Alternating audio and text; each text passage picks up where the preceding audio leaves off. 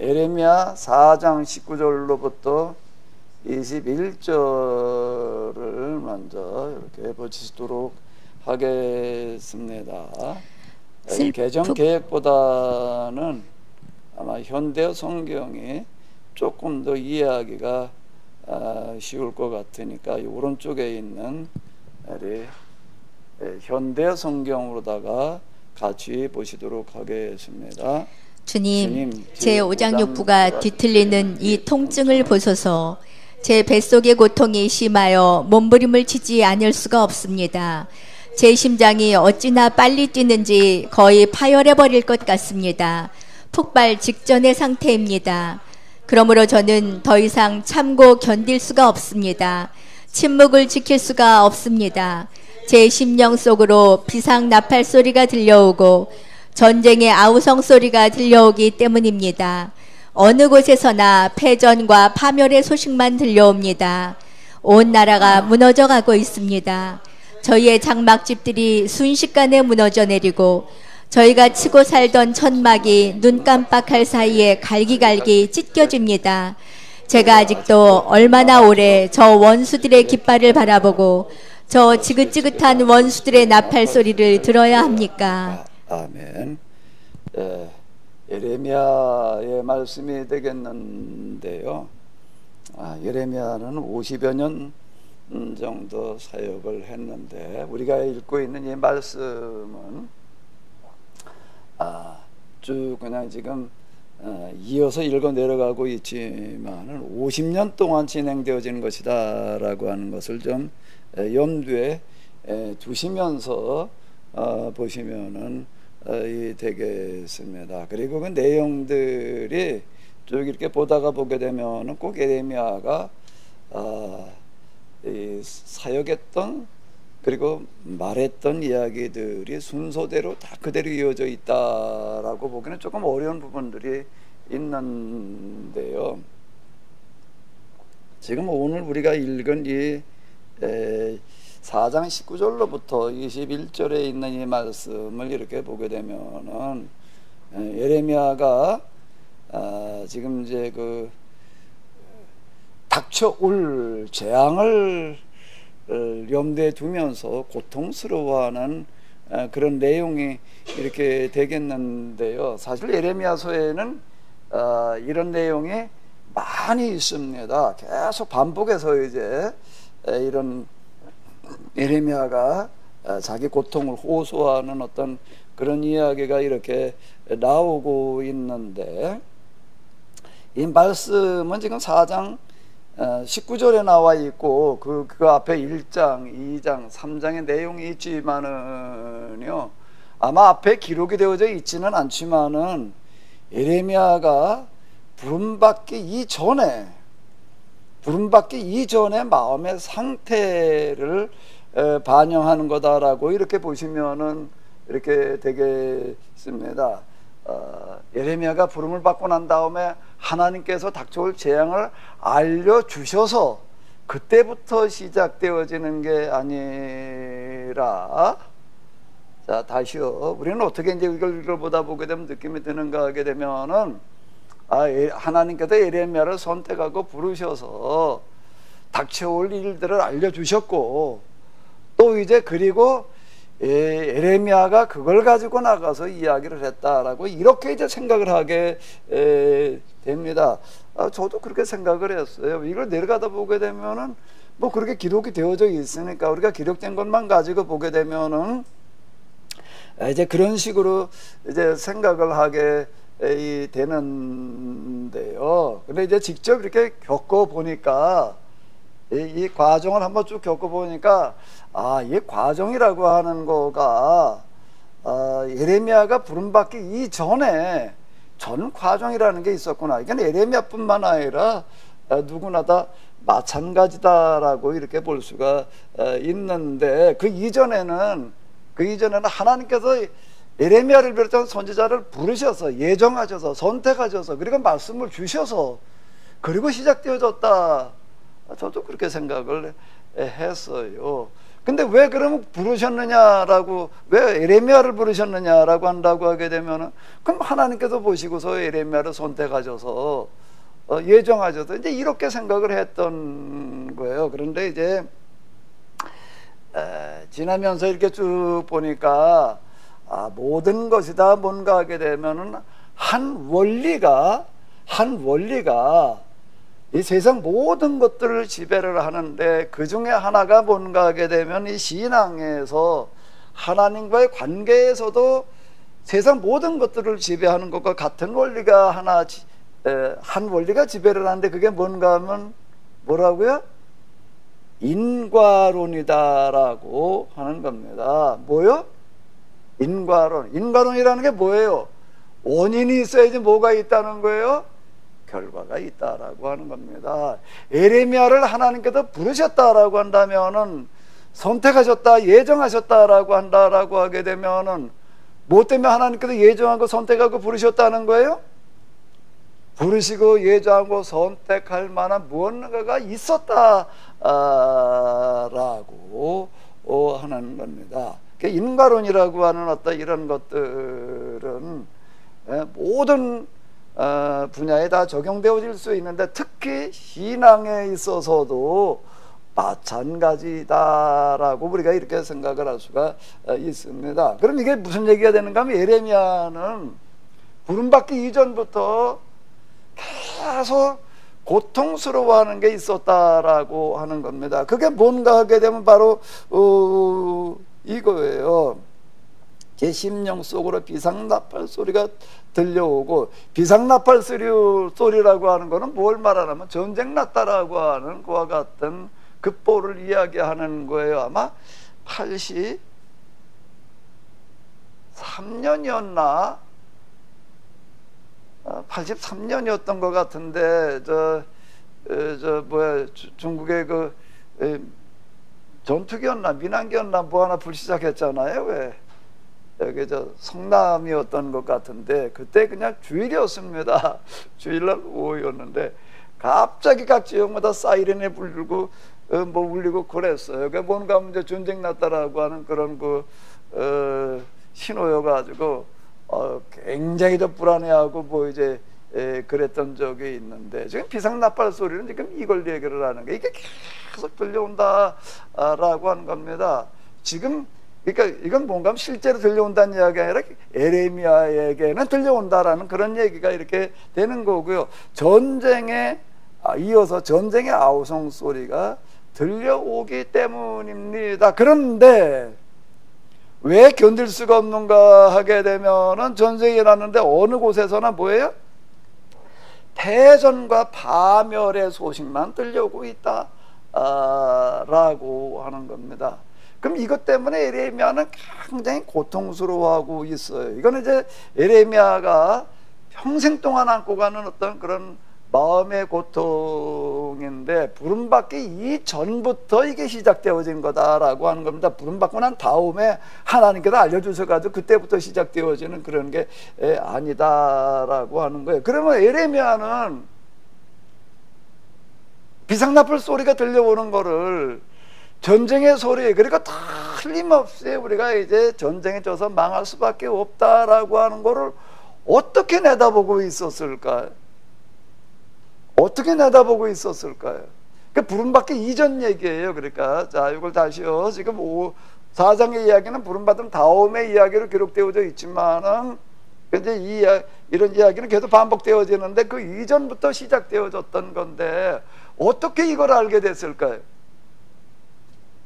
기도를 많이 하다 보니까 하나님께서 알려주셔서 우리 이제 이렇게 생각할 수가 있습니다. 그럼 이제 뭔가 하게 되면, 이제 신비하게 하나님께서 특별하게 계시해 주셔서 이제 이렇게 자꾸 생각을 하게 되는데, 제가 금방 얘기를 했어요.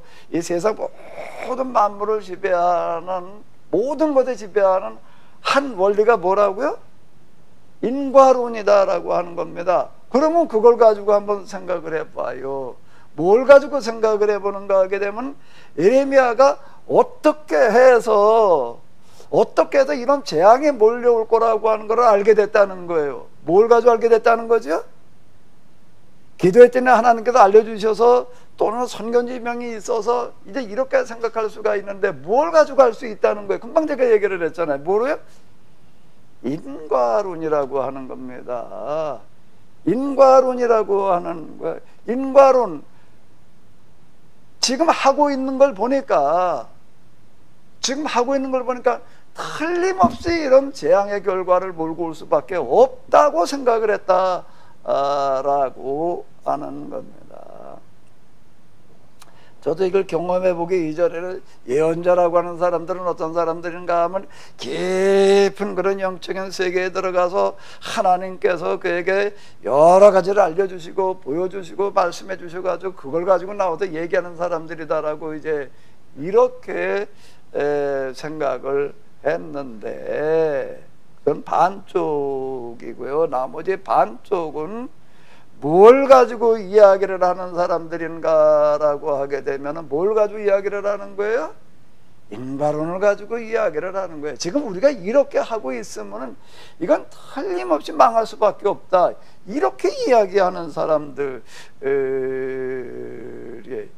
그게 예언, 선지라는 그런 말 자체가 하나님께서 신비하게 알려주셔서 자꾸 신통력, 신비한 지식 이렇게 생각을 하게 되는데, 그런 경우도 있기는 있는데요. 그거는 극히 적은 경우이고, 극히 적어요. 그거는 비율로 얘기를 한다라고 하게 되면 한 1%밖에 안 돼요. 몇 프로요? 한 1%밖에 안 돼요. 그거는요. 그게 무슨 50% 60% 차지하는 게 아니라 하나님께서 특별하게 알려주셔가지고서 미리 보여주셔가지고 이렇게 얘기하는 경우는 그건 1%도 될까 말까 할 것 같아요. 그 나머지는 뭔가라고 하게 되면 예측을 하는 거예요. 뭘 가지고 예측을 하는 거예요? 지금 일어나고 있는 일들을, 지금 하고 있는 일들을 보면서 이건 틀림없이 이런 결과를 몰고 올 수밖에 없다라고 뭘 하는 거라고요? 뭘 하는 거라고요? 예측을 하는 거예요. 그 예측은 그냥 막연하게 그냥 이런저런 추측 이거하고는 또 다른 얘기인데요. 그렇게 얘기를 하는 게 아니라 마치 뭐하고 똑같은가 하게 되면 콩을 심으면 뭐가 나죠? 콩이 날 확률이 몇 프로일까요? 100%예요. 팥을 심으면 팥이 날 확률은 몇 프로일까요? 100%. 콩을 심었는데 콩이 안 난다, 팥을 심었는데 팥이 안 난다, 그런 경우는 없어요. 콩은 틀림없이 콩을 이제 나게 합니다. 팥을 심으면 팥을 나게 하고. 근데 콩 심었다고 저절로 나는 거는 아니에요. 왜 그럴까요? 왜 저절로 나는 거는 아닐까요? 콩을 심었는데 콩이 나요. 근데 콩을 심었는데 콩이 날 수도 있고 안 날 수도 있어요. 그럼 왜 그럴까요? 콩은 틀림없이 100% 콩이 나게 하지만 뭐가 그 다음에 문제가 되는 걸까요? 뭐가 문제가 되는죠? 콩을 심는 누구요? 사람이 문제인 거예요. 사람이 콩을 어떻게 심느냐에 따라서 이게 달라지는 거예요. 어떻게 심느냐에 따라 가지고 콩이 저절로 콩이 나는 게 아니잖아요. 콩을 심으려면은 일단 뭐를 맞춰야 되나? 뭐를 맞춰야 되는 거예요? 심어야 될 시기를 맞춰야 되는 거예요. 농사에 많은 이 곡물들은 뭐가 있는가 하게 되면 심어야 될 시기가 있습니다. 아무 때나 심는다고 되는 게 아니다 라고 하는 겁니다. 일단 때를 맞춰야지 되는 거예요. 때를 맞춰야 되는 거고, 두 번째는 뭐가 되는 거죠? 심는 방법을 맞춰야지 되는 거예요. 그 산마늘이라고 하는 게 있는데요. 그 산마늘 뭐냐? 아마 그게 야생 마늘 뭐 아마 이런 거 같은데, 그거는 우리 지금 먹는 마늘처럼 뿌리 애를 먹는 게 아니라 이파리를 이렇게 먹는데 그 마늘 맛이 좀 이렇게 나더라고요. 근데 그 씨가 이제 굉장히 좀 귀해요. 그리고 그 산마늘 이파리가 좀 뭐 이제 싸먹고 그런데 이렇게 쓰는데, 그거는 이파리 한 장에 한 장의 전에 이렇게 보니까 뭐 몇십 원이 간대나 뭐 이렇게 할 정도로 시기에 따라 이렇게 다른데 굉장히 그건 고가입니다. 그 산마늘 씨를 갖다가 이걸 재배를 하려면은요, 그냥 뭐 다른 거 심듯이 봄에 갖다 이렇게 심어가지고선 이게 전혀 안 난다는 거예요. 그 어떻게 해야 되느냐라고 한다면은 산마늘 씨를 갖다가 심으려면은 먼저 어떻게 해야 되나 하게 되면은 냉동실에다가 갖다 집어넣어가지고 한겨울을 놔야 된다는 겁니다. 냉동실에다 집어넣어가지고서 한겨울, 조금 며칠이 아니고 겨우 내내 냉동실에 갖다가 꽁꽁 얼려놔야 된다는 거예요. 그리고 난 다음에 가가지고도 봄에 심어야 된다. 자, 이렇게 이야기를 합니다. 우리 그 마늘이라고 하는 게 이렇게 보게 되면 주로 언제 심어요? 마늘도 언제 심지요? 가을에 심습니다. 가을에 심어 놓으면은 그게 겨울에는 어떻게 하는 거예요? 그냥 밭에서 나는 거예요. 얼어요. 얼어가지고 있다가 봄에 가지고 나는 거예요. 그러니까 마늘 종류라고 하는 것들은 그런 것대요. 그게 싹이 나가지고 자라기 이전에는 한겨울 동안 겨우 내내 얼려 있어야지 이게 제대로 싹이 나가지고 큰다라고 하는 겁니다. 그러니까 산마늘 씨를 뿌려놓으면 틀림없이 산마늘이 나지만은, 근데 뭐가 문제가 되는 거예요? 산마늘 씨는 100%의 가능성을 가지고 있지만 뭐가 문제가 되는 거죠? 심는 사람이 문제가 되는 거야. 사람이 그걸 어떻게 재배를 하느냐라고 하는 거가 이제 중요한 건데,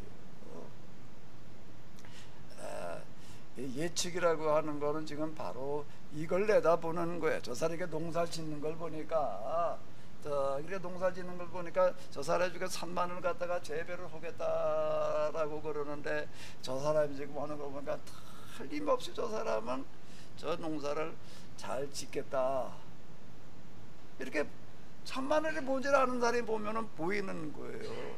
근데 어떤 사람 보니까 이걸 갖다가 그냥 봄에 겨울에 냉동실에 얼굴다 심지라고 그냥 갖다 심어요. 그거 얘기 들어보면 그렇게 하면 열알 중에서 나는 게 한두 개도 안 된다. 그리고 나도 이게 제대로 크지를 않더라. 이렇게 얘기를 한다. 그럼 이 선지자라는 사람들은 뭘 하는 사람들인가 하게 되면 예측을 하는 사람들이에요. 예측을 하려면은 뭘 가지고 예측을 하나? 뭘 가지고 예측을 하죠? 기준이 있어야 돼요. 제가 금방 산마늘 얘기다, 산마늘을 가지고 이렇게 얘기를 하려면 뭔가 하게 되면 산마늘에 대해서 알고 있어야지 저 사람이 농사 짓는 걸 보면서 산마늘 농사를 제대로 짓겠다 못 짓겠다라고 하는 걸 알게 되죠. 전혀 모르면은 방법이 없는. 그리고 예언자라는 사람은 예측을 하는데, 예측하는 뭐가 있는 사람들일까요? 예측할 수 있는 뭐예요? 기준을 알고 있는 사람들이었던 거예요. 예레미야는, 그리고 지금 세례 요한을 비롯해 가지고서 모든 선지자들은 다 마찬가지인데, 이 사람들은 그 이전부터 뭐에 대해서 이해를 가지고 있던 사람들이었을까요? 뭐에 대해서 이해를 가지고 있는 거죠?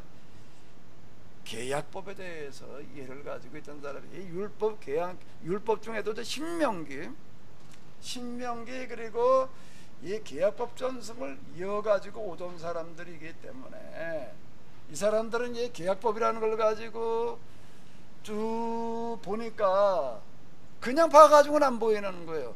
계약법이라고 하는 걸 가지고 지금 이스라엘 사람들이 신앙생활하는 걸 보니까 이건 틀림없이 어떻게 될 수밖에 없다는 거예요. 망할 수밖에 없다. 지금 이걸 이야기를 하고 있는 겁니다. 구약의 이 예언자들은 다 율법 전승을 이어가던 사람들 중에서 이제 이렇게 등장을 하게 되는데, 예레미야는 이 전승을 몇 년 동안 이어오고 있었다고요. 아나돗이라고 하는 곳에서 몇 년이요?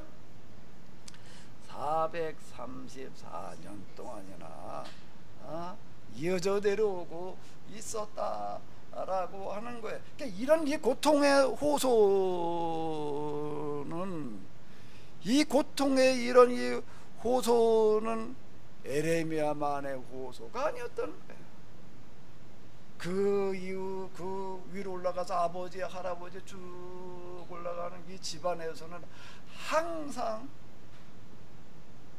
집안에서 앉아서 어른들끼리 이야기를 나누게 되면은 또 자식들을 앉혀놓고 하는 얘기들 가운데 보게 되면 에레미야는 이 소리를 아주 어렸을 때부터 듣고 크는 거예요. 왜? 그 집안에 이게 제일 큰 뭐 관심사이기 때문에 틀림없이 이 나라가 이대로 가다가는 망할 수밖에 없다. 왜? 뭘 가지고 얘기를 한다고요? 계약법을 지금 어기고 있기 때문에 이렇게 얘기하는 소리를 듣고 크던 그 고통의 소리를 이제 이렇게 이야기를 하고 있는 건데요. 이 집안에 이거는 뭔가 하면 내력이야. 집안 내력. 여기서 이게 등장을 한 건데, 가끔 가다가 뭐도 있는가 하게 되면은 예외라고 하는 것도 있는 것 같아요. 제 경험을 이제 이렇게 쭉 보게 되면 저는 무슨 집안에 뭐 기독교 집안 무슨 전통 뭐 내력 아무것도 없고, 신학교 가서도 무슨 이런 계약법에 관한 뭐 이런 걸 계약이라고 하는 말도 거의 제가 다닐 때에는 안 썼던 것 같아요. 그냥 주로 이제 저는 이제 교회사 쪽이니까 교리 뭐 이제 이런 것만 가지고 이제 시력을 하고 뭐 그러고 했는데, 그런데 그 예측이라고 하는 게 꼭 개혁법만 가지고서만 보일 수 있는 것도 아닌 것 같아요. 그게 아니고도 보일 수 있는 부분이 있는 것 같은데, 제가 정확하게 연수로 얘기를 한다면 88년이 되겠는데요. 아마 88년 아마 한 이맘때쯤 됐을 거예요. 지금 이제 5월 말이죠. 이맘때쯤 됐을 텐데, 지방연회 목사님이 목회자 세미나 좀 가자 그래가지고 이제 그분하고 같이 내가 목회 현장에 들어가서 처음 이렇게 갔는데, 내가 거기 가가지고 며칠 있는 동안에 얼마나 저게 큰 충격을 받았는가 하게 되면은 그 이후 제 방향이 바뀌어 버렸습니다. 얼마나 큰 충격을 받았는가 하면요, 거기에 온 사람들 그때가 수백 명 왔던 것 같은데, 수백 명이 더 왔나? 어쨌든 엄청나게 많이 왔어요. 그런데 다들 은혜를 받는다고 그러는데, 나는 가서 앉아있 딱 들어가도 처음에 앉는 순간부터 시작을 해가지고서 은혜를 받는 게 아니라 나는 시험에 들어가지고 충격을 받아가지고 그러고 있다가 왔습니다. 그때 그 받은 충격이 얼마나 컸는지 그 장면, 그 순간들이 지워지지를 않아요. 내 머릿속에서요. 내 머릿속에도 지워지지를 않아가지고 이게 기도할 시간이면은 그것만 생각나. 기도할 때뿐만 아니라 평소도 그냥 계속 수시로 이게 떠올라가지고 제가 견딜 수 없이 되어져 버려가지고 이제 하나의 마음의 병을 얻어가지고 왔습니다. 마음의 병을 얻어가지고 왔는데, 그게 뭔가 하게 되면은 교회가 지금 죽을 병에 걸렸다 라고 하는, 틀림없이 이 한국 교회는 이제 곧 망할 수밖에 없다. 망하는 게 그냥 조금 뭐 진짜 이 정도가 아니라 완전히 사라질 수밖에 없는 정도의 큰 중병에 걸렸다. 내가 이제 이런 어떤 그 생각이, 장면이 계속 떠올라가지고 이게 씻겨지지를 않는 거야. 그 충격이 오늘의 저를 만들어 놓았습니다. 난 왜 그렇게 그런 생각을 했느냐라고, 그때 제 기준은 뭐였는가라고 하게 되면 뭐 계약본 몇 가지 간 그런 거는 아니고, 저 교회사를 좀 이렇게 몇 줄 이렇게 읽었는데, 교회 역사가, 이스라엘 역사가 어떻게 흘러가는지를 이제 조금 이렇게 그 흐름 방향을 아는데, 여기 이렇게 목회 세미나라고 하는데 가서 이렇게 보니까는 이스라엘 역사 교회가 흘러오던 그 방향에서 완전히 벗어난 거예요. 완전히 벗어나 가지고서 어디로 갔는가 하게 되면은 멸망할 수밖에 없는 그런 방향으로다가 좀 가고 있는 거, 이게 보이는 거예요 저한테는. 근데 그게 너무나도 명확하게 보이는 바람에 내가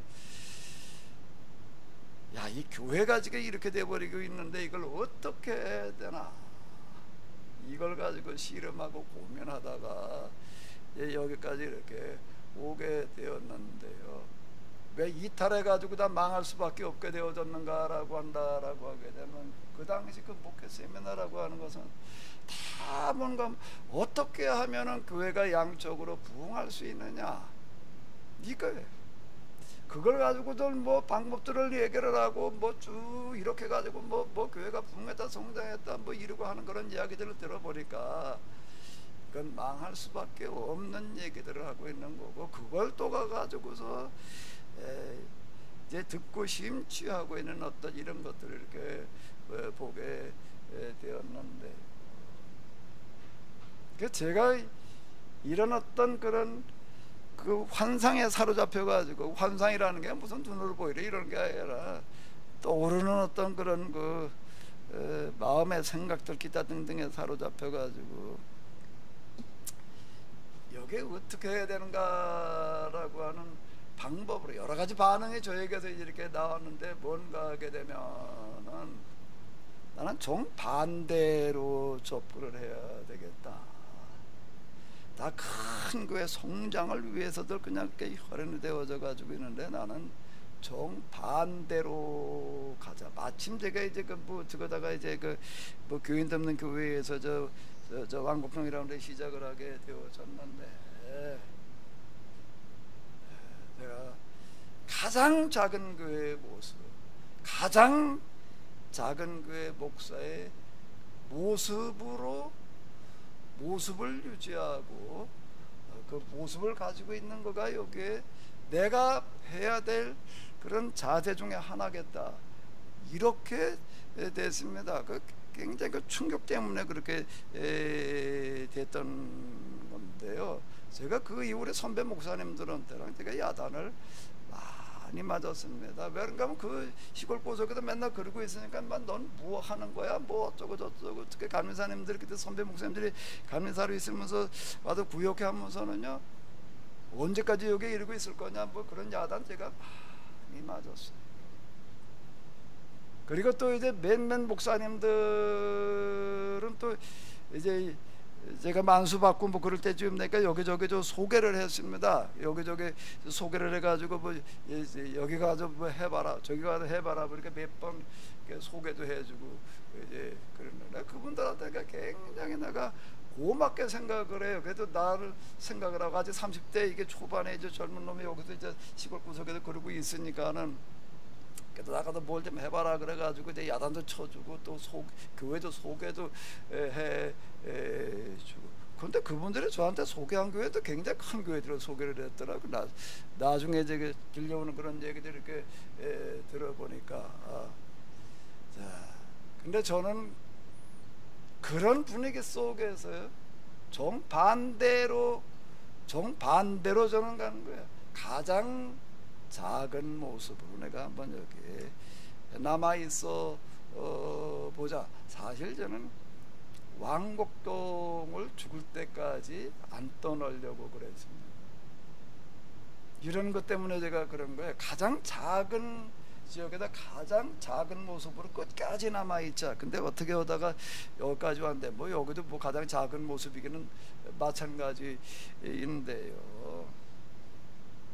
사람이 마음 먹고 생각하는 대로 되는 건데 그대로 된 것 같아요. 제가 큰 게 뭐 어떻게 해보려고 하는 걸 아예 마음속에서 그리고 있는 게 아니라 가장 작은 모습으로 도전하자라고 하는 어떤 이런 생각에 지금까지 제가 여기까지 이렇게 나를 몰고 이렇게 왔는데,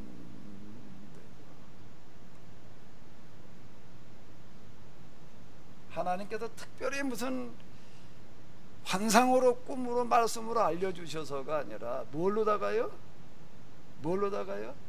우리가 기본적으로 알고 있는 어떤 이런 걸 통해서도 예측할 수 있는 거, 이대로 하다가는 이게 어떻게 될 것인가라고 하는 것들, 사실 누구나 다 알 수 있는 어떤 그런 것들이 있는 겁니다. 지금 예레미야라고 하는 사람은 이걸 지금 호소를 하는 거예요. 이거가 뭐가 되는가 하면 그 다음에 하나님으로부터 직접 부름받는 그런 경험으로 이제 이어지게 되는데, 내가 88년도부터 시작을 해가지고서 그런 가슴마리를 만 5년을 하다가 93년에 와가지고서 내가 이제 성경 때 가슴이 뜨거워지게 되고 기도하러 갔다 뭐 그런 얘기를 이렇게 하는데, 그게 어느 날 갑자기 그냥 아무 원인 없이 그런 일들이 일어난 게 아니에요.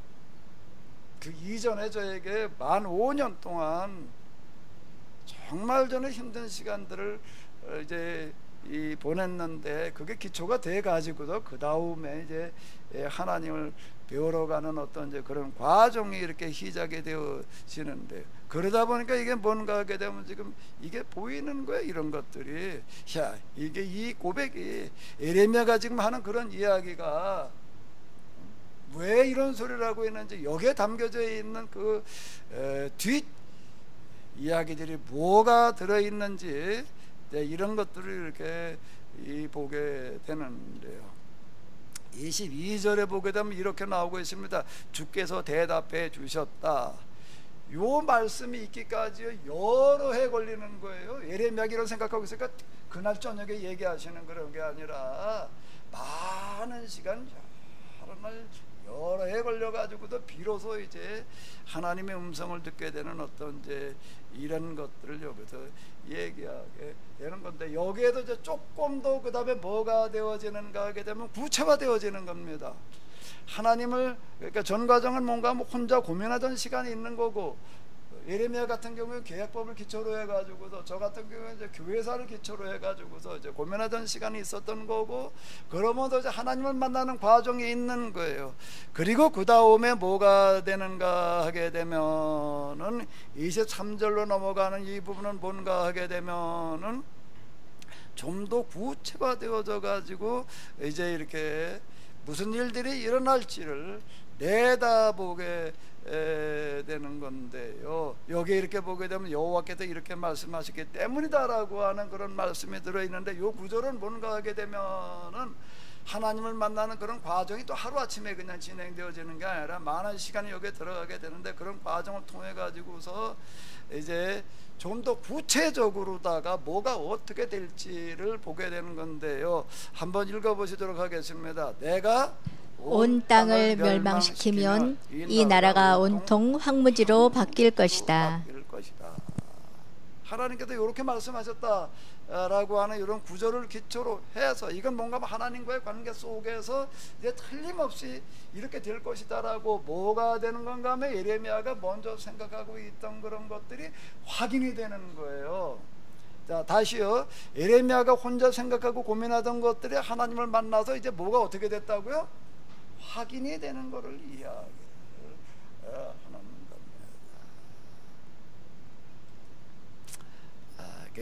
지금 이제 이거는 이제 예레미야가 하는 것과 같은 그런 이야기가 되는 건데, 왜 요 얘기를 하나님께서 하셔서 그런 말씀이 이렇게 되는 거고요. 그 이제 이런 장면들, 지금 이제 무슨 일이 일어날 건가 하면 이런 일들이 일어날 것이다라고 이렇게 이제 쭉 예레미야가 이제 이야기를 하는 건데, 보게 되면 이렇게 이야기를 하고 있습니다. 19절에 이렇게 보게 되면 이런 얘기를 하고 있어요.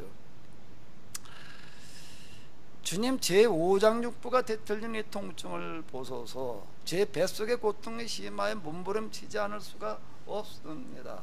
이건 이제 의역인데요. 이 현대 성경이 이런 거 표현해 놓은 거는 아주 적절하게 표현을 해 놓은 것 같아 가지고 제가 좀 이제 현대 성경을 이런 부분에 조금 이제 인용을 하는데, 제 심장이 어찌나 빨리 뛰는지 거의 파열해 버릴 것 같습니다. 폭발 직전의 상태입니다. 그런데 요 구절이 있습니다. 자, 여기 한번 읽어보시도록 하겠습니다. 그러므로 저는 더 이상 참고 견딜 수가 없습니다. 침묵을 지킬 수가 없습니다. 자기가 만나는 사람, 알고 있는 사람들하고 만나면 이야기를 하게 되는 거예요. 뭘 가지고 사람들하고 이야기하게 되어져 있는가 하면 자기가 겪고 있는 거, 관심들 가지고 말을 하게 되어져 있습니다. 왜 침묵을 지킬 수가 없는가 하면 제 심령 속으로 비상나팔 소리가 들려오고 전쟁의 아우성 소리가 들려오기 때문입니다. 제가 혼자 씨름하고 고민하다가 하나님을 만나고 그러고 난 다음에 이제 어느 정도 정리가 되고 난 다음에 두 번째 단계로 다 이렇게 가게 되는데, 이제 그게 뭔가 하게 되면 제가 합일의 길이라고 하는 책을 이제 이렇게 쓰는 거예요. 그건 몇 년 뒤에 이야기인가 하게 되면은 88년에서부터 시작을 해가지고서 아마 2005년, 6년 이쯤의 이야기인데, 제가 합일의 길이라고 하는 책을 쓰면서 제가 정말 거의 그거 쓰는 내내 그 컴퓨터로 이렇게 앉아서 이렇게 치면서요, 통곡하면서 제가 그걸 써내려갔어요. 그냥 쓴 그런 게 아닌데, 왜 제가 통곡을 하면서 썼는가라고 하게 되면은, 야, 지금 여기서 내가 지금 이렇게 써내려가는 이 이야기가 오늘 우리에게 주어지는 마지막 경고일 텐데, 이 생각 때문에, 그 생각이, 그건 내가 가진 생각이 아니에요. 내가 가지는 생각이 아니라 주어지는 생각, 주어지는 마음인데, 속에 든 대로 이렇게 보이는데요. 그때 이제 이따금 운동하느라고 나가서 저 테니스를 칠 때인데요, 아마 테니스를 치다가 이제 테니스 공이 저 담바깥으로 나가가지고 이제 공을 찾으러 나갔어요.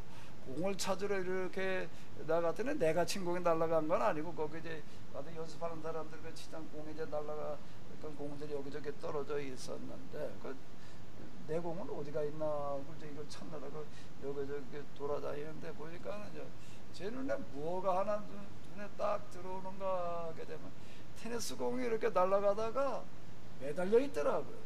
공중에 매달리는데, 이게 아니 테니스 공중에 매달려 있는 거예요. 그거 어떻게 된 건가 그렇게 보니까 고무줄에 매달렸어요. 테니스에 고무줄에 매달린 경우도 있더라고요. 근데 고무줄을 이렇게 보니까 고무줄에 덧져 올려주는 게 고무줄에 매달려 떨어지다가 한 가닥에 대롱대롱 매달려 있는 거예요, 테니스 공에.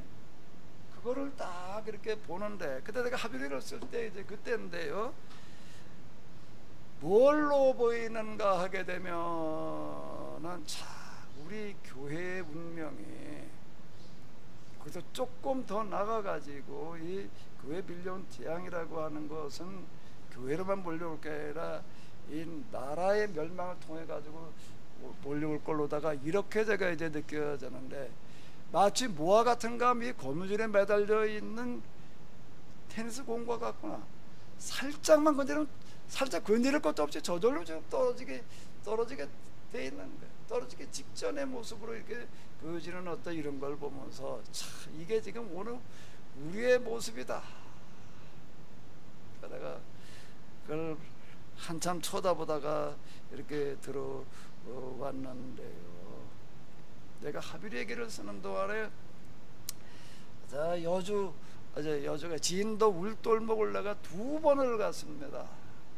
2번을 간 거는 뭔가 하게 되면 곧 우리가 임진난 때처럼 멸망할 것처럼 느껴지기 때문에, 그 소리가 저절로 진짜 들리는 거예요. 제 귀에는요, 정말 들리는 것처럼 그 함성 소리가, 아우성 소리가, 그거를 제가 여러 번 경험을 했는데, 한 번은 어딘가 여기 남한산성 가가지고서요, 남한산성 가지고 산성을 이렇게 쭉 걸어가는데, 거기서도 마치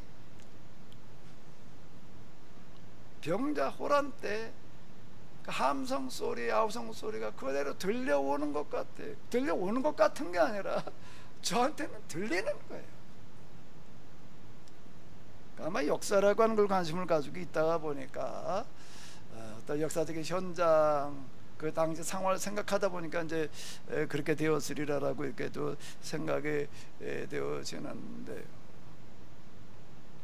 내가 물돌목을 내가 2번 가가지고 여기서부터 저 노량해전, 지금 남해대교 있는 데까지 내가 쭉 이렇게 가면서요,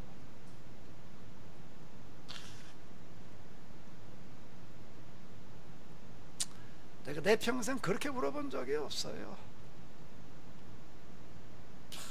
이걸 어떻게 막아야 되나?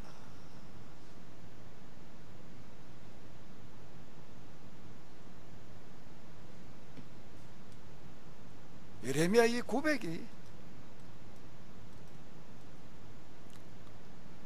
제가 알고 이해하기로는 이 고통의 고백이라고 보여져. 이 뒤에도 계속 나옵니다.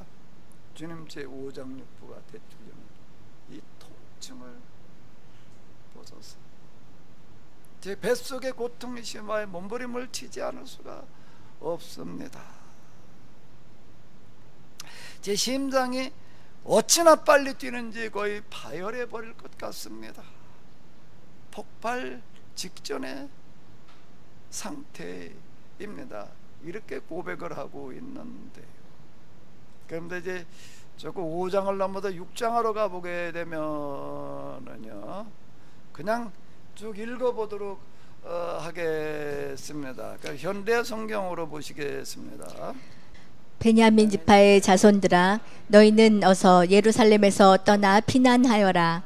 너희는 드고아에서 목이 터지게 비상나팔을 불고 베텍게름산 위에서 봉화를 울려라. 북녘에서부터 지금 파열과 멸망이 시시각각 접근해 오고 있다. 예루살렘아, 너는 목자들이 양떼를 지키는 초원처럼 안전한 도성이 아니냐. 그러나 이제는 내게도 최후의 순간이 왔다. 세계 만국의 목자들이 자기의 양떼를 몰고 내게로 와서 내 사방에 자기들의 천막을 칠 것이다. 누구나 자기가 차지한 몫의 땅에서 양떼를 먹이고 서로 이렇게 작전을 세워볼 것이다. 당장 가서 저 도성을 쳐부수자. 오늘 하루에 해치우자. 오늘은 이미 너무 늦었다. 벌써 저녁 그림자가 길게 뻗어나가고 있으니 금방 어두워질 것이다.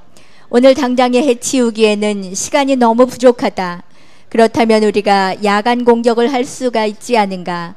밤에 들어가서 예루살렘의 궁전들을 모조리 때려 부수자.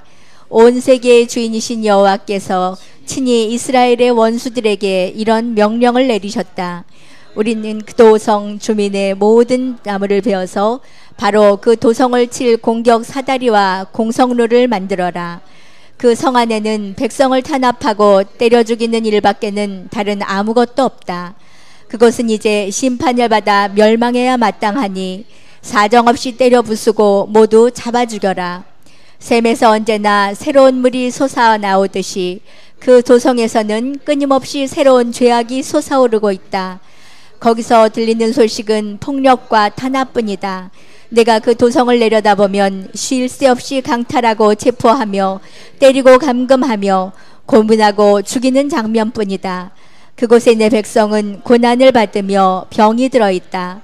예루살렘아, 너는 지금이라도 내 말을 듣고 그 흉악한 길에서 돌아서거라.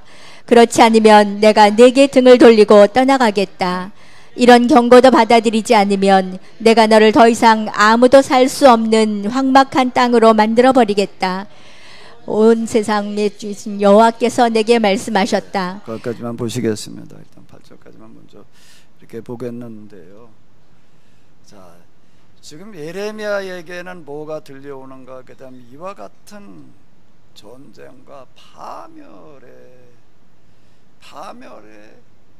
장면들이 지금 이제 보여지는 건데 좀 구체적입니다. 북녘에서부터라고 지금 이렇게 나오고 있는데 이 북녘은 뭘 말하는가 하게 되면은 예레미야는 지금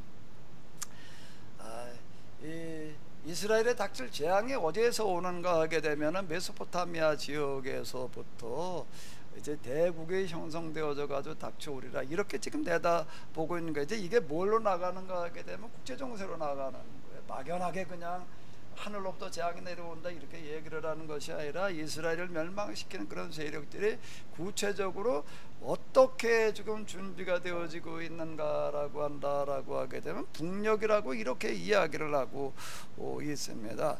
남녘이 있고 북녘이 있습니다. 남녘은 어딘가 하면 이스라엘의 남녘은 어디예요? 애굽이에요. 이스라엘에게 재앙이 오는데 이제 두 가지 방법으로 항상 왔는데, 남쪽으로부터 오는 경우가 있었고요, 북쪽으로부터 오는 경우가 이렇게 있었습니다. 여기다 북녘이라고 얘기를 하는 거는 뭔가 하면 지금 이제 메소포타미아 지역을 이야기를 하는 건데요. 북녘에서부터 지금 파멸과 멸망의 시시각각으로 접근해 오고 있다라고 이렇게 이야기를 하고 있습니다.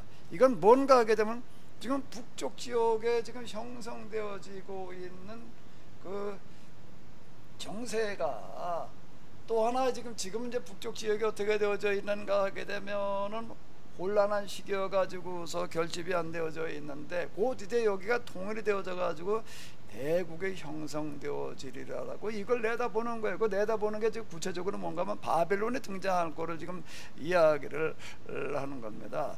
이제 아수르가 이제 멸망을 하고, 그 다음에 이제 바벨론이 등장을 하고, 그 다음에 페르시아로 이렇게 이어지게 되는데, 지금 이거를 내다보면서 하는 그와 같은 이야기가 이렇게 되는 건데요. 그런데 예레미야를 비롯한 이 당시 그 예언자들이 이야기를 하는 거는 뭔가 하게 되면은, 이건 그냥 이스라엘이 어떻게 하든지 상관없이 메소포타미아 지역에 대국에 들어서 가지고도 또 이제 이 남쪽을 지배해 오리라, 이렇게 해석을 하는 게 아니에요. 그렇게 해석을 하는 게 아니라 뭔가 하면 이렇게 해석을 하는 겁니다. 지금 북쪽 지역에 대국이 형성되어진 기류는 지금 이스라엘, 그때는 이제 남왕국이 되겠는데요, 남왕국 유다가 계약을 어기고 있기 때문에 이걸 지금 징계할 몽둥이로 지금 하나님께서 준비시키고 계시다, 이렇게 내다보는 겁니다. 이게 지금 이제 예레미야의 해석인데요. 바꿔보면 이렇게 얘기를 하는 거예요. 지금 여기 계약 공동체인 이스라엘이 어떻게 하느냐에 따라서 메소포타미아의 정세가 결정되어진다, 이런 해석을 지금 이야기를 하는 겁니다. 이 부분들이요. 이게 독특한 예언자들의 신앙이에요. 이 사람들은 아주 뭘 믿는가 하게 되면 하나님을 믿는 거예요. 하나님을 믿는데, 그냥 우리도 다 하나님 믿죠. 근데 하나님을 어떻게 믿고 있는가 하게 되면은 우리와 계약을 맺고 계약대로 행하시는 하나님으로 믿는 거예요. 그러니까 하나님께서는 어떻게 일을 하시는가 하면 하늘에서 알아서 섭리로 또는 천사를 통해 가지고 일을 하시는 게 아니라 계약 공동체를 통해서 일하신다. 뭘 통해서 일하신다고요? 계약 공동체를 통해서 일하신다. 그 계약 공동체가 어떻게 하느냐에 따라 가지고 세계 역사가 결정되어진다, 이렇게 얘기를 하는 건데, 계약 공동체가 계획을 충실히 지키고 있게 되면은 이 계약 공동체인 이스라엘 세력이 영향을 미쳐 가지고 메소포타미아 지역으로다가 이게 확산되어져 나가겠지만은, 이게 여기서 제 기능을 못하고 있게 되면 반대로 어떻게 되는가라고 하게 되면은 메소포타미아의 영향을 받을 수밖에 없다라고 이렇게 해석을 해 나가는 겁니다.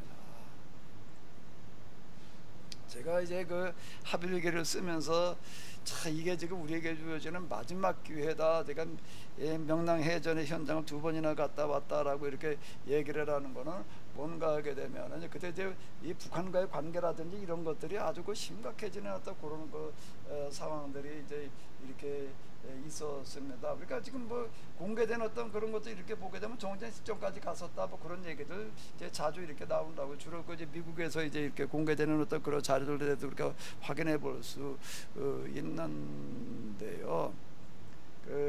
저는 한 번도 아직 얼굴을 못 봤는데 이따금 전화 오는 어떤 이제 그 서울 사시는 권사님이 이렇게 있습니다.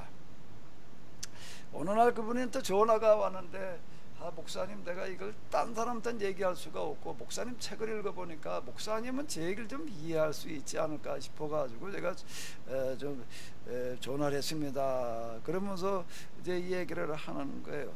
뭔 얘긴가라고 하게 되면, 그분은 직장을 다니는 분인데 나이가 나보다 조금 더 많으신 것 같아요. 몇 살 더 많으신 것 같은데, 기도를 참 많이 열심히 하시더라고요. 직장을 다니시는 분이 아침에 몇 시간을 한대요. 몇 시간이라는 게 1시간, 2시간을 말하는 게 아니에요. 한 3시간 안팎 이걸 얘기를 하는 거예요. 그리고 오후에도 끝나고 난 다음에도 또 그렇게 한다는 거예요. 그럼 하루 기도하는 시간만 내가 이렇게 따져보니까는 5시간 이상이야. 좀 다니는 분이요. 근데 그거를 어떻게 하는가 하면 매일 그렇게 한다는 거예요. 매일. 야, 어쨌든 뭐 많이 한다는 거 뭐 그런데 그렇게 기도를 하다가 보니까 어느 날부터 하나님께서 말씀을 하신다는 겁니다. 이렇게 알려주시는 뭐가 있는데 뭐 쭉 이제 뭐 있어요. 근데 그 말씀하시는 그런 것들을 누구한테도 얘기를 하지 못한다라고 하는 게 뭔가 하면 이 교회 목사님들에 대한 그런 책망이에요. 이제. 그러니까 이걸 어디 가도 말을 못하는 거예요. 그러다가 어느 날은 또 전화가 이따금 이렇게 와요.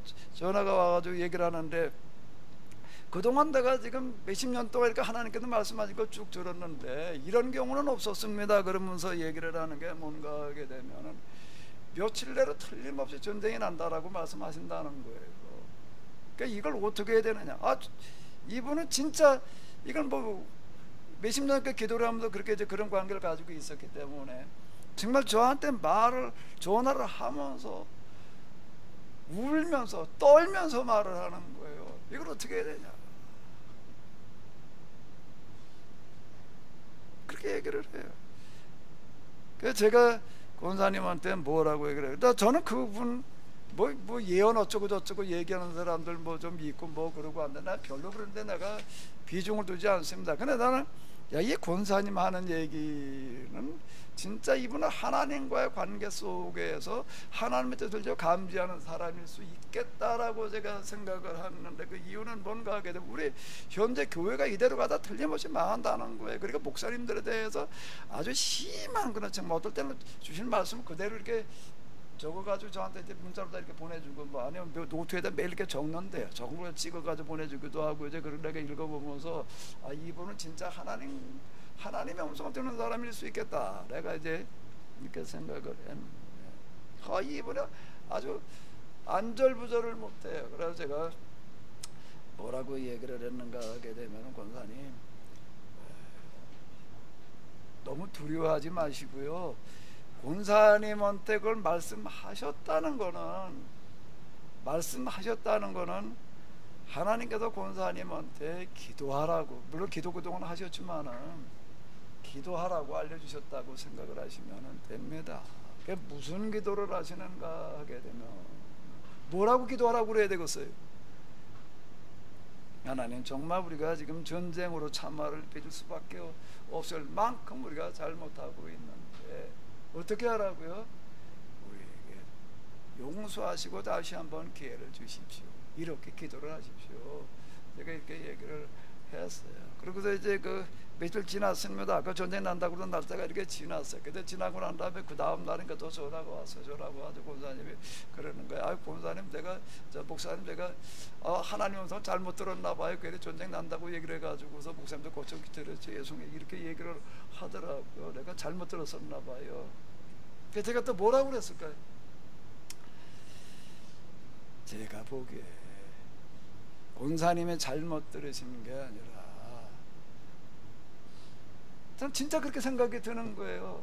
이분이 잘못 들어가지고서 그냥 또 뭐 그랬나 보다 나 그렇게 들리는 게 아니라 권사님이 잘못 들으시는 게 아니라 하나님께서 권사님 기도를 들으시고 잠시 밀어놓으시고 기회를 한 번 더 주신 겁니다. 그렇게 받아들이십시오. 제가 이렇게 얘기를 했는데, 그건 내가 그 권사님 그냥 유래해 주려고 한 이야기가 아니라 정말로 저 자신의 그런 생각이 들었기 때문에 그래요. 그리고 나 자신도 그 비슷한 느낌을 받을 때가 참 많았어요. 그 성경이 이렇게 보게 되면은요, 하나님께서 누군가에게 이걸 알게 하시고 감지하게 하시는 것은, 야, 너 이거 미리 알고 있다가 대체 넌 뭐 어떻게 안전한 방법을 찾아내라, 그러려고 알려주시는 게 아니라 뭐 하라고 알려주시는 거라고요? 네가 기도를 통해서 이걸 네가 한번 좀 막 노력해봐라. 자, 뭐하고 같은 얘기가 되는가 하게 되면은요, 참 똑같은 얘기가 되는 건데요. 이게 지금 꽉 차가지고서 이게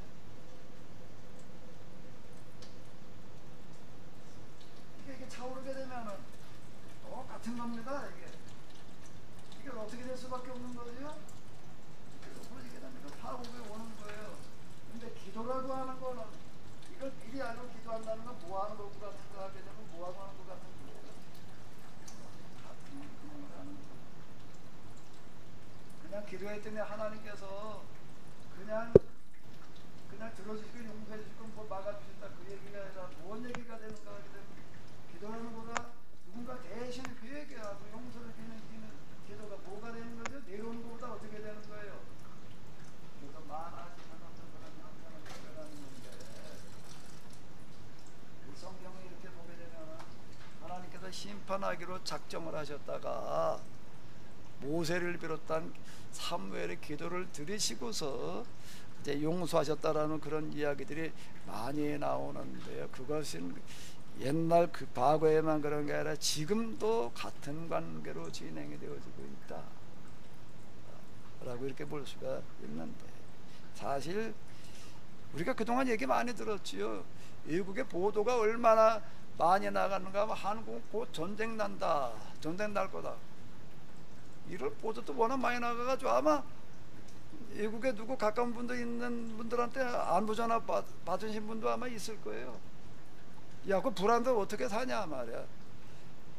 그게 사실입니다. 그게 사실인데 그래도 어떻게 우리가 그냥 어떻게 이렇게 겨우겨우 지탱하고 넘어가느냐라고 한다라고 하게 되면은 그거를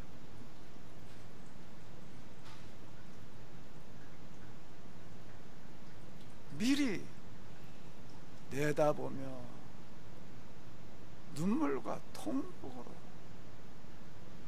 기도하는 사람들 때문에 지금 이만큼 유지되고 있다고 보면 맞는 이야기일 거예요. 저한테는 그렇게 보여요. 누구도 몰라요. 이거는요, 기도하는 그 사람도 몰라요. 아, 내가 기도를 했더니 하나님께 막아주셨다, 이렇게 알려주시는 건 아니고, 아까 제가 말씀드린 어떤 권사님 같은 분들 그 진짜 눈물로 기도를 하고 있어요. 매일 직장 생활하면서 하루 이걸 대여섯 시간 기도한다는 거, 그것은 어려운 이야기입니다. 근데 하루를 한번 앉아서 대여섯 시간 한번 해봐봐요. 한번 일주일을 한번 해봐봐요. 그것도 쉽지 않은 이야기인데, 오늘 계약 공동체 운동을 하면서 아침 저녁으로다가 뭐 30분 이상씩 기도하자, 이게 그거 참 굉장히 힘들어하는 분들 많이 있습니다. 그런데 이걸 대여섯 시간씩 직장 생활하는 분이 이렇게 한다고 참 어려운 이야기. 그분의 기도한 내용, 그리고 하나님께서 말씀하셨다고 그러는 내용을 이렇게 들어보게 되면 맨 뭔가 하면 회개, 하나님의 말씀 맨 책망이고, 책망이 뭔가 하면 교회를 향한 그와 같은 것 책망인데,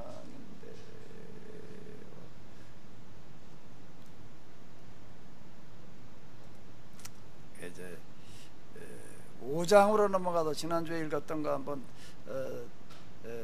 다시 보시도록 하겠습니다. 주님께서 말씀하신다. 너는 예루살렘의 모든 거리를 돌아다니면서 의인을 찾아보아라. 너희는 예루살렘의 모든 광장을 둘러보면서 진실한 사람을 찾아보아라.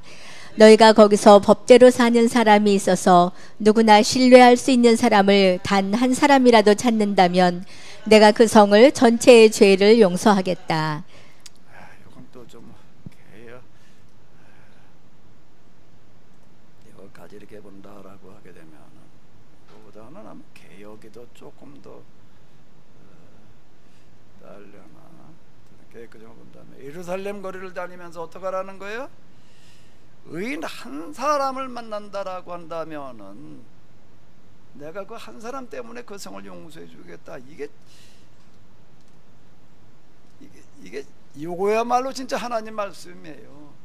한 사람 때문에 이 성을 용서해 주겠다고 이야기를 하시는 거예요.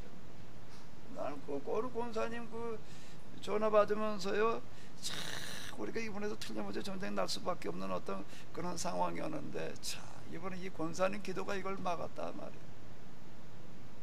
난 진짜 그런 생각이 들어요. 그분 얘기를 들어보니까 똑같은 이야기인데요.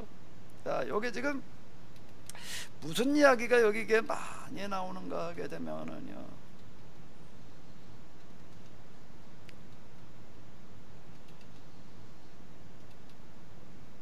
자,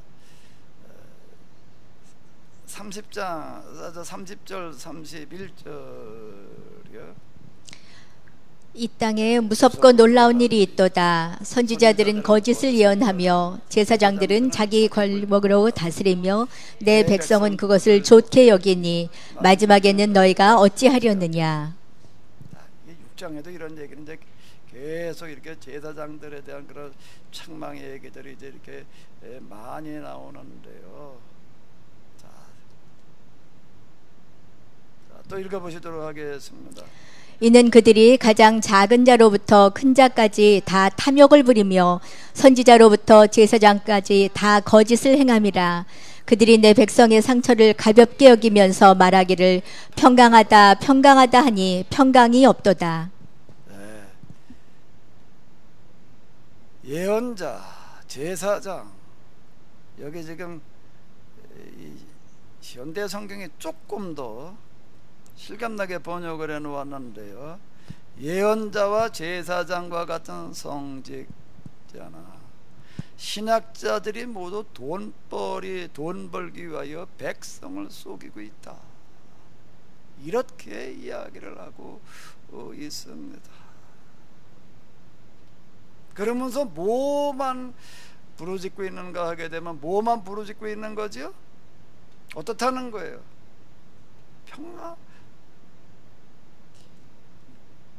평강하다 하나 평강이 없도다, 아무 걱정 없다라는 식으로 이렇게 지금 이야기를 하고 있다라고 이렇게 이야기를 하고 있는데, 자, 다시 5장으로 가서 이렇게 보게 되면은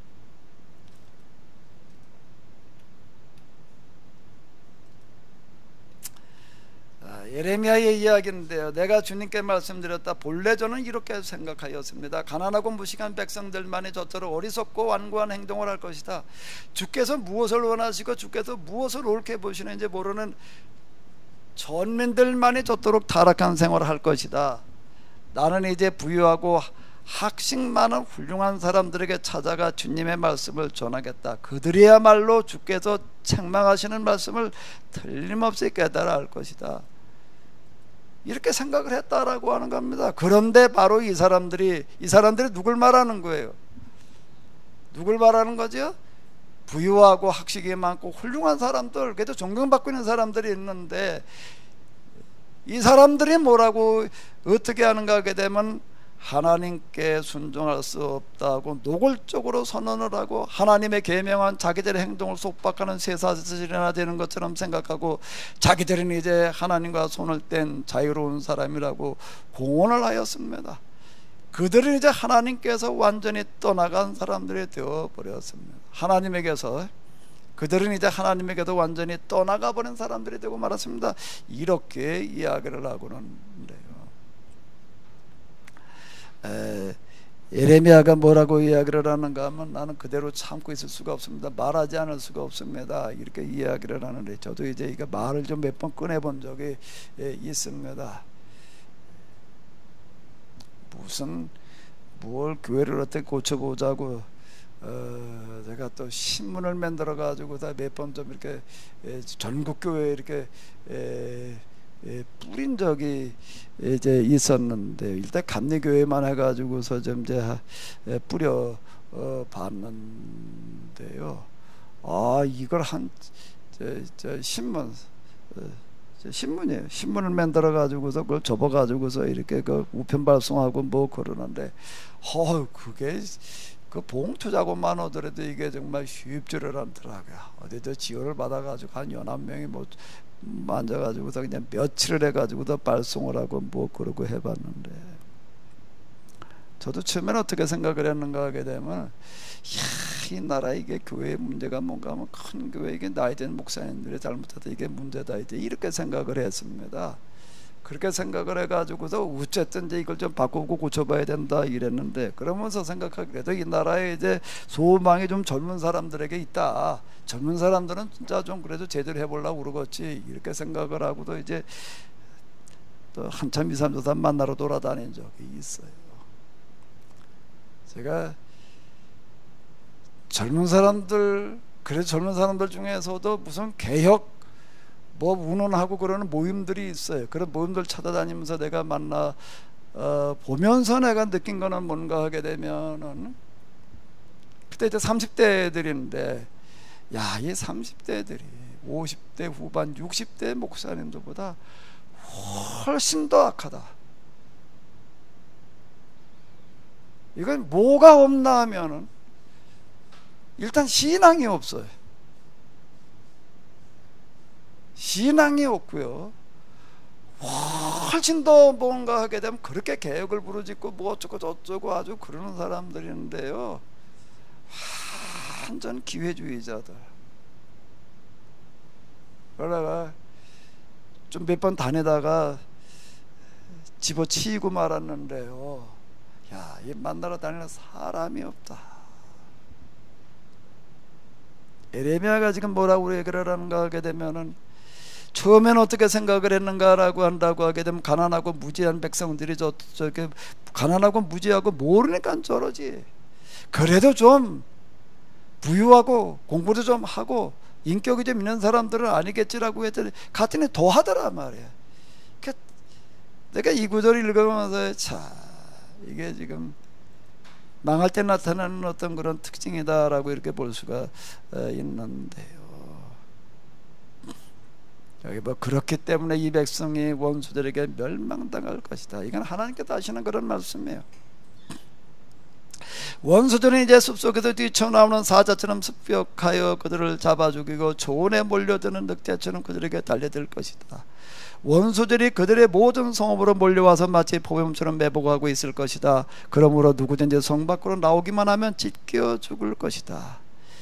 이 백성의 저지른 죄가 셀 수 없이 많은데도 그들은 내게 여전히 등을 돌리고 있기 때문이다. 이 예레미야서를 이제 쭉 읽어 내려가다 보게 되면은 이제 예레미야가 백성들에게 하는 그런 이야기가 있고, 예레미야가 이제 하나님께 하소연하는 이야기가 있고요. 또 이제 하나님께서 백성들에게 하시는 그런 말씀, 또는 이제 예레미야에게 하시는 그런 말씀이 이제 쭉 이어져 내려가는데, 이게 남왕국 유다가 망하기 이제 몇십 년 전에 일어났던 그런 이야기가 이렇게 되겠습니다. 그런데 이제 우리가 성경에서 특히 예언서 가운데에서 포로기 이전 예언자들의 글을 읽어보게 되면은요, 어느 부분이든지 다 똑같은데, 포로기 이전 예언자들이라고 하는 건 뭘 말하는가 하면은 나라가 멸망하기 직전에 등장했던 사람들이에요. 한 세대 또는 두 세대 전에 등장했던 사람들인데, 그 사람들이 하는 그런 글들은 그때 대표적인 게 아모스, 호세아, 미가, 예레미야, 이사야, 이제 또 하박국, 이런 그 글들이 이제 대표적인 글들인데요, 오늘 우리의 상황과 너무 일치하는 것을 발견을 하게 됩니다. 우리가 지난번에 아모스인가를 봤잖아요. 그 전에 한번 호세아를 이렇게 보고 그러는데, 오늘 우리를 이야기하는 것과 너무 흡사한 것을 이렇게 보게 되는데요. 우리가 이 코로나 사태를 지금 맞이해서 이렇게 예레미야서를 읽어 내려가면서, 예레미야서를 통해 가지고 오늘 우리가 뭐가 어떻게 잘못되어졌는지, 또 뭘 어떻게 해야 되는지를 발견하는 그런 시간들 다 되시기 바랍니다. 하나님의 이 시간 저희들이 또한 이와 같이 예레미야서를 읽게 하심을 감사드립니다. 예레미야서를 읽어 내려가면서 지금으로부터 2500여 년 전 등장했던 사람, 나라의 멸망을 내다보면서 그 멸망을 막기 위하여 무진해를 썼던 예레미야, 그리고 그 마음을 만나게 하여 주시옵소서. 그 신앙을 만나게 하여 주시옵소서. 그리고 오늘 우리에게 예레미야가 흘렸던 그 눈물을 만나게 하여 주시옵소서.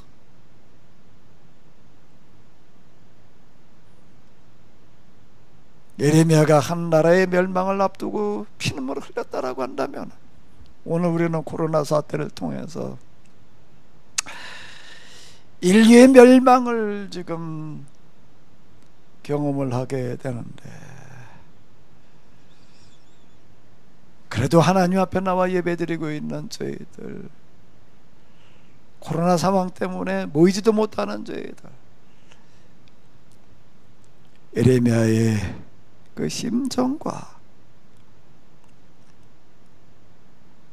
눈물이 경험되어지게 하여 주시옵소서. 어쩌면 우리가 인류의 마지막 세대일 수 있다라고 이렇게 이야기를 하고 있는데, 우리에게 예레미야의 눈물이 회복되어지게 하시옵소서. 그리고 그 눈물이 이런 재앙을 막을 수 있게 하여 주시옵소서.